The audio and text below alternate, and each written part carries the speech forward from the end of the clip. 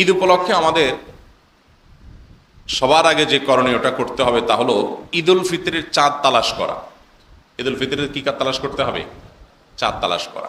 আমরা এর আগেও বিভিন্ন সময় আপনাদেরকে বলেছি যে ঈদ উল ফিতরের চাঁদ, রমাদানের চাঁদ, এই আকাশে চাঁদ তালাশ করা এটা গুরুত্বপূর্ণ একটা আমল, এটা একটা সওয়াবের কাজ এবং এটা ফরজে কিফায়া। কোনো সমাজের কোনো মানুষ যদি না করে সবাই গুনাহগার হয়ে যাবে, কিছু মানুষ অন্তত করতে হবে। আমরা ঈদ উল ফিতরের চাঁদ আকাশে তালাশ করব। যারা ইতিকাফে আছেন তাদের জন্য এই সুযোগ নাই, যারা ইতিকাফে নাই তারা চাইলে আকাশে, পশ্চিম আকাশে আমরা চাঁদ তালাশ করতে পারি। চাঁদ তালাশ করার ভিতরে একটা আনন্দ আছে, আমরা সেই আনন্দ থেকে অনেকটাই বঞ্চিত।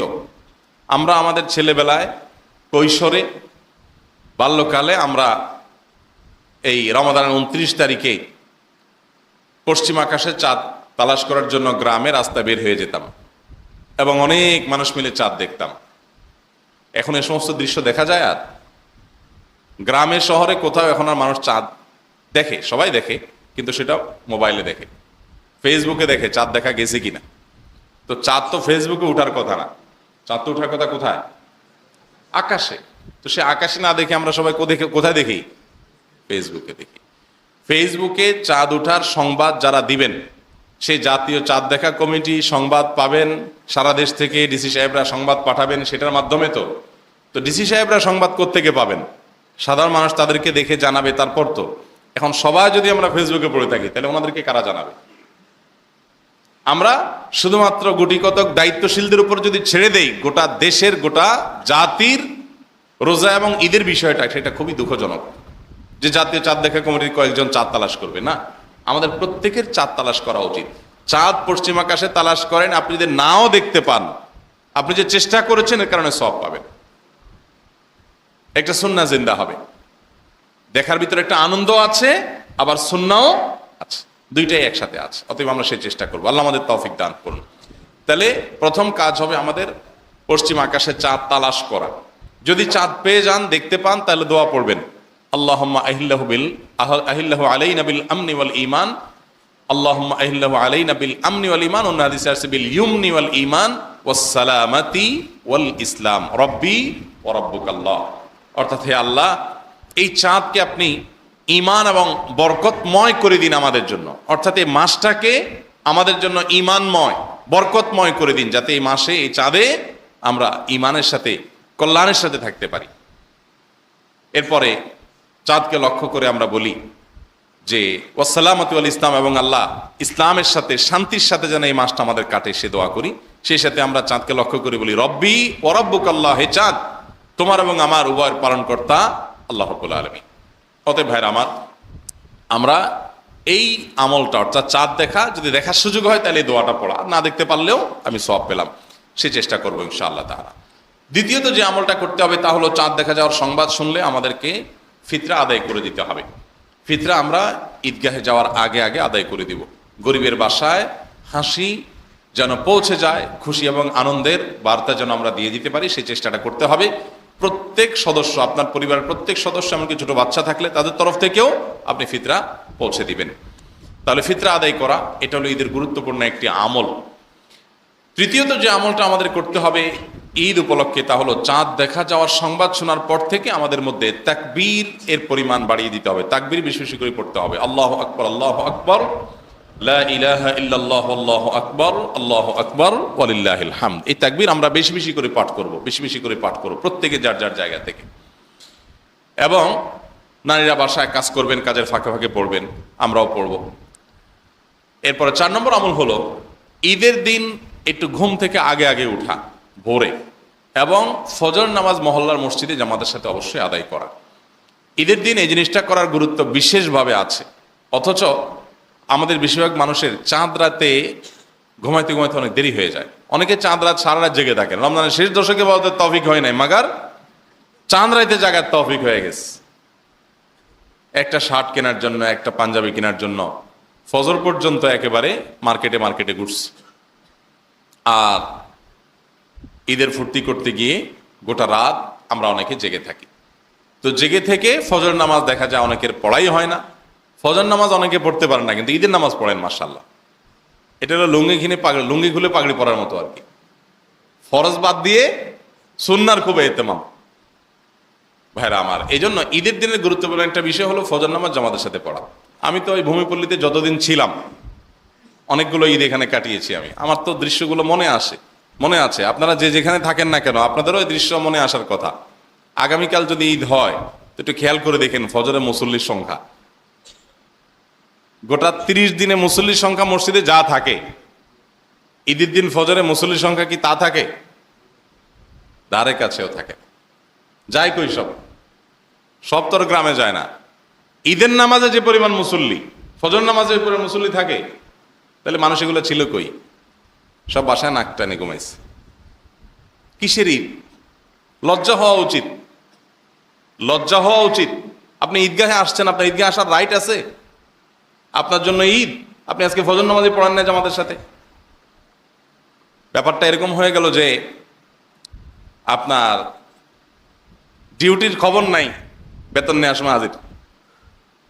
ঈদটা হলো পুরস্কার। ঈদটা হলো কি? আল্লাহর তরফ থেকে পুরস্কার। কিসের পুরস্কার? রমাদান জুড়ে ইবাদত বন্দেগী করেছেন, তার পুরস্কার হলো কি? ঈদ। আপনি কাজের খবর নাই, পুরস্কার নেওয়ার জন্য হাজির হয়ে গেছে। ফজর নামাজই পড়লেন না, আপনি ঈদগাহে এসে হাজির হয়ে গেছে। ভাইরা আমার, এই জন্য প্রতিজ্ঞা থাকা উচিত যে আমরা ঈদের ফজর অবশ্যই জামাতের সাথে মহল্লায় পড়বো এবং আগে আগে উঠবো ইনশাআল্লাহ। এরপরে আমল হলো ঈদের দিন আমরা একটু গোসল করব। গোসল করা, ফ্রেশ হওয়া, এটা ঈদগাহের সুন্নাহ। ইসলাম মানুষকে সামাজিক হতে বলে, সমাজের মানুষের অধিকার সম্পর্কে সচেতন হতে বলে। কেন ঈদের দিন গোসল করতে বলা হয়েছে? কেন? যাতে করে অনেক বড় গ্যাদারিং হবে, ঈদগাহে অনেক মানুষ আসবে। আপনার শরীরের আনফ্রেশনেসের কারণে বা আপনার শরীরের দুর্গন্ধের কারণে বা গোসল না করার কারণে আপনার ঘামের গন্ধে যদি কারো কষ্ট হয়, যাতে সেটা না হয়, আশেপাশে মানুষের যেন কোনো অসুবিধা না হয়, একটা পবিত্র একটা সুন্দর পরিবেশ যেন বজায় থাকে, সেজন্য আমাদেরকে ইসলাম বলেছে গোসল করে ফ্রেশ হয়ে তারপর ঈদগাহে আসতে। এটা শুধু ঈদগাহের সুন্নত না, এটা জুমার দিনেও সুন্নত। কেন? কারণ জুমার দিনেও গ্যাদারিং একটু বেশি হয়, অনেকগুলো পাঞ্জেগানা মসজিদের মুসল্লিরা একত্র হয়ে জুমা পড়ে। অতএব সেটা যেন হতে পারে, এবং সেটা হতে গিয়ে আবার যেন আপনার দুর্গন্ধের শরীরের ঘামের গন্ধে কারোর কষ্ট না হয়, ইসলাম বলছে গোসল করে আসেন।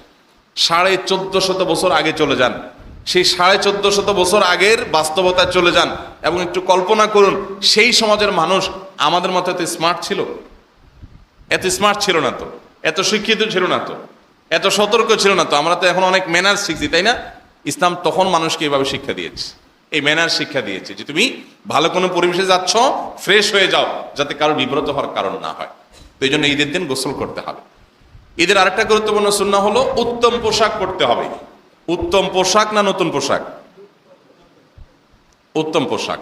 উত্তম পোশাক এক জিনিস, নতুন পোশাক আমাদের সমাজে দেখবেন যে যুবকদের মধ্যে, কিশোরদের মধ্যে বেশি দেখা যায়। কোনো দোস্ত হয়তো একটা জামা পাঞ্জাবি পরে ঈদগাহে আসছে, এটা আগে একদিনও পড়ছে, তো আগে পড়লে মানুষ বলে আরে এটা আগে পড়ে ফেলছো, ঈদের দিন পড়া লাগবে না, মানে ঈদের দিন চমক দেখাবো না, এটা রেখে দিতে হবে।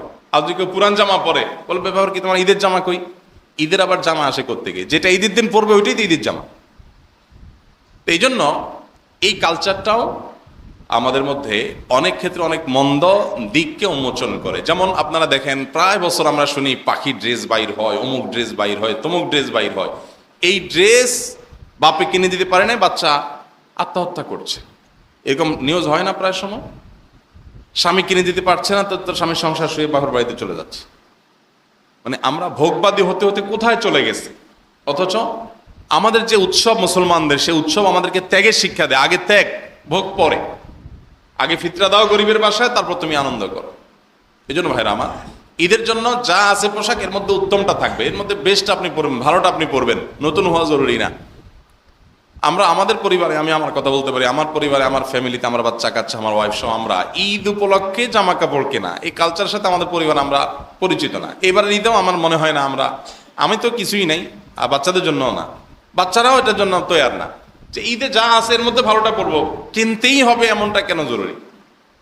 যদি জরুরি হয় তো ঈদের আগেও হতে পারে, পরেও হতে পারে, কিন্তু ঈদ উপলক্ষেই কিনতে হবে। এবং এই কিনতে গিয়ে রমজানের শেষ দশকের ইবাদত বরবাদ, ঈদের আগের রাত, চাঁদ রাত, সারা রাত ধরে কেনাকাটা করে ফজর নামাজ বরবাদ, তাহলে কেনাকাটা মানে হলো কি? এই জন্য এগুলোর পেছনে খুব বেশি না পড়া। বিশেষ করে তরুণদের মধ্যে আজকাল একটা প্রবণতা তৈরি হয়েছে, তা হলো এমন একটা ড্রেস কেনা, এমন একটা ড্রেস পরা যেটা দিয়ে সে অন্য সবার থেকে নিজেকে পরখ করে ফেলে, আলাদা করে ফেলে, পার্থক্য করে ফেলে যে আমি বিশেষ কিছু। একেবারে লেটেস্ট মোবাইল সেটটা আমার হাতে থাকবে, সবাই দেখে বলবে আরে এটা কত, আইফোন 15 নাকি বাইর হয়েছে আপনার হাতে, মাশাআল্লাহ। একটা ভাব আসবে শরীরে যে কারোর কাছে নেই, আমার কাছে আছে। দেখেন নবী করিম সাল্লাল্লাহু আলাইহি সাল্লাম এটা নিষেধ করেছেন। লেবাসুস শোহরা বলা হয়েছে এটাকে, যে পোশাক পরে অন্যদের থেকে আপনি নিজেকে আলাদা করে ফেলবেন, এটা পড়তে নবী সাল্লাল্লাহু আলাইহি সাল্লাম নিষেধ করেছেন। এটাতে অহংকার হয় যে কারোর গায়ে এটা নাই, আমার গায়ে আছে, সবচেয়ে দামিটা পরে আসছি। তো বিশেষ করে অহংকার বশত এই কাজগুলো ইসলামে কঠোরভাবে নিষিদ্ধ। ঈদ উপলক্ষে আমাদের অনেক তরুণ বন্ধুরা সেই কাজটা করেন। আমরা মুসলমানের সন্তান, ঈদ উদযাপন করি। ঈদ যে আল্লাহ তাআলা দিয়েছেন, কেন দিয়েছেন, ঈদের মহিমা কি, ঈদের শিক্ষা কি, সেটা আমরা বিষয়ক মানুষ জানি না। অতএব এই বিষয়গুলো আমাদেরকে জানতে হবে। ঈদের জন্য একটা ভালো পোশাক থাকা যথেষ্ট, যা আছে এর মধ্যে ভালো পোশাক যেটা হয় সেটা যথেষ্ট, নতুন হওয়া জরুরি নয়। আমাদের বাচ্চারা বায়না ধরে, তারপরে অনেক কিছু নেয়। আমাদের বাচ্চাদেরকে শেখানো উচিত এবং উদ্বুদ্ধ করা উচিত। আমার বাসায় আমার বাচ্চারাও ঈদের আগেই আত্মীয় স্বজন অনেকের কাছ থেকে অনেক হাদিয়া উপহার পেয়েছে। তো আমি আপনাদেরও সবসময় বলার চেষ্টা করি, বাচ্চাদেরকে বলছি যে দেখো, তোমার এই বাজেট দিয়ে চাইলে তোমার জন্য একটা জামা আমি কিনে দিতে পারি, আর তুমি চাইলে এখান থেকে হাফ করে, হাফ দিয়ে একটা জামা কিনতে পারো, আর হাফ তুমি তোমার কোনো ক্লাসমেট, তোমার কোনো বন্ধু বান্ধব যে একটু গরিব আছে, তুমি নির্বাচন করো, তার জন্য একটা জামা কিনে দিই, তুমি দিয়ে আসো। তোমার কাছে অনেক ভালো লাগবে। তুমি নিজের জন্য জামা কিনে যতটা আনন্দ পাবে, তার চেয়ে বেশি আনন্দ পাবে ওই জামাটা যখন বন্ধুকে দিয়ে আসবে, তার গায়ে দেখবে, অনেক ভালো লাগবে তোমার কাছে। বাচ্চাদেরকে সেগুলো শেখানো উচিত। এমন ভোগবাদী করে গড়ে তুলছি আমরা, শুধু খাও, ফুর্তি করো, ভোগ করো, পশুর মতো হয়ে যাচ্ছি। মনুষ্যত্ব ভোগের মধ্যে না, মনুষ্যত্ব ত্যাগের মধ্যে। পশুরা ত্যাগ জানে না, ভোগ জানে। আমাদেরকে ত্যাগ জানতে হবে। বিশেষ করে ঈদের মৌসুম যখন আসে, আমাদের দেখা যায় যে বাসা বাড়িতে তরুণরা মুখ গোমড়া করে পড়ে আছে, সেমাই খাইতে উঠছে না, মা ডাকছে, কেন? পছন্দের ড্রেসটা বাপে কিনে দেয় নাই। মেয়ে মন খারাপ করে আরেক রুমে দরজা আটকে বসে আছে, না আমার কোনো ঈদ চাঁদ নাই, কোনো কথাবার্তা নাই, গোসল করবো না, ভালো জামা পরবো না। প্রায় পরিবার এরকম হয় কি হয় না? মা বাপ গিয়ে তেল মাখতে মাখতে মাখতে ফুসলেতে ফুসলেতে ফুসলেতে উঠানো যায় না। এর একটা অন্যতম কারণ হলো আমাদের বাচ্চাদেরকে আমরা ঈদ কি এটা বোঝাতেই পারি নাই, ঈদ কি এটা শেখাতেই পারি নাই। ঈদ তো হলো সেটা যেটা গরিবের মুখে আনন্দ ফুটানোর মাধ্যমে আমরা আনন্দ করব, এর পাশাপাশি নিজেও একটু ভোগ করব, এর হলো ঈদ। আপনি ঈদ উল ফিতরের ফিতরা ঈদের নামাজের পরে দিলে কেন আদায় হবে না বলুন? ঈদের পরের দিন দিলে কেন আদায় হবে না? সেটাও তো দেওয়াই হলো। নবী সাল্লাল্লাহু আলাইহি ওয়াসাল্লাম বলেছেন, মান আদ্দাহা ক্বাবলা সালাতি ফাহিয়া সাদাকাতুন মাকবুলা ওয়া মান আদ্দাহা বা'দা সালাহ ফাহিয়া সাদাকাতুম মিনাস সাদাকাত। ফিতরা যদি কেউ ঈদের নামাজের আগে দেয়, আল্লাহর কাছে অ্যাকসেপ্টেবল হবে। আর যদি ঈদের নামাজের পরে দেয়, জেনারেল দান হবে, ফিতরা আর হবে না, ফিতরা আদায় হবে না। কেন? কারণ আল্লাহ চান যে আপনি গরিবের মুখে হাসি ফুটান, আগে আগে দিয়ে দেন। তা আমাদের বাচ্চাদেরকে ইসলামের সেই শিক্ষাটা শেখাতে হবে, দিতে হবে, যে তোমরা ত্যাগ করে আনন্দ করার চেষ্টা করো। সবাইকে দিয়ে দিবে, তোমার থাকবে না। এর ভিতরে যে কি আনন্দ, তুমি ভোগ করে তো বহু আনন্দ করেছো, একটু ত্যাগ করে আনন্দ করো, যে তোমার যা বাজেট ছিল সবাইকে দিয়ে দিয়েছে, তোমার জন্য কেনার সুযোগ ছিল না, আলহামদুলিল্লাহ। এখানে মনে হবে বাহ্যিকভাবে তোমার কষ্ট হচ্ছে, কষ্ট হবে না, অসম্ভব ভালো লাগা কাজ করবে যে আমি সবার জন্য স্যাক্রিফাইস করতে পেরেছি। আল্লাহ আমাদের যুবকদেরকে, আমাদের সন্তানদেরকে মানুষের মতো মানুষ হওয়ার তৌফিক দান করুন। বেশিরভাগ বাপ মা দেখবেন বাচ্চা ইশারা করতে দেরি, কিনতে দেরি না, দেরি নেই, মুখ দিয়ে শুধু বল বাবা, কি বলবি, তোর জন্য শহীদ হয়ে যাব। আপনি মনে করতেছেন বাচ্চার অনেক সুখ দিয়ে ফেলতেছেন, আপনি বাচ্চাকে ধ্বংসের দ্বার প্রান্তে নিয়ে যাচ্ছেন। বাচ্চাকে শেখান, যা মনে চায় তার সব নিতে হয় না বাবা।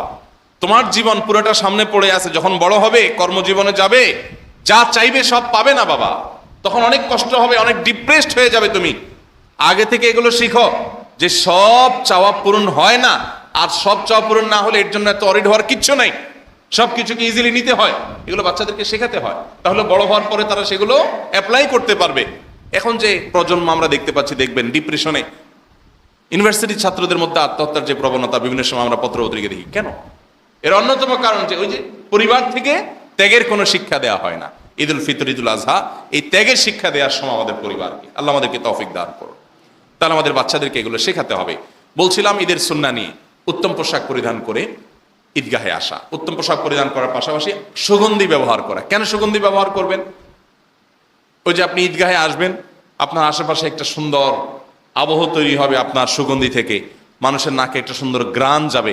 ইসলাম সবসময় মানুষের কথা, আশপাশের মানুষের কথা চিন্তা করতে বলেছে আমাদেরকে, যে আশপাশে মানুষ আমার দ্বারা কষ্ট তো পাবেই না, বরং আমার সৌরভ দ্বারা তারা সুরভিত হবে, আমার সুগন্ধি তাদের পুরো আবহাওয়াটাকে উপভোগ্য করে তুলবে, আশপাশের মানুষের আনন্দের এবং খুশির কারণ হবে।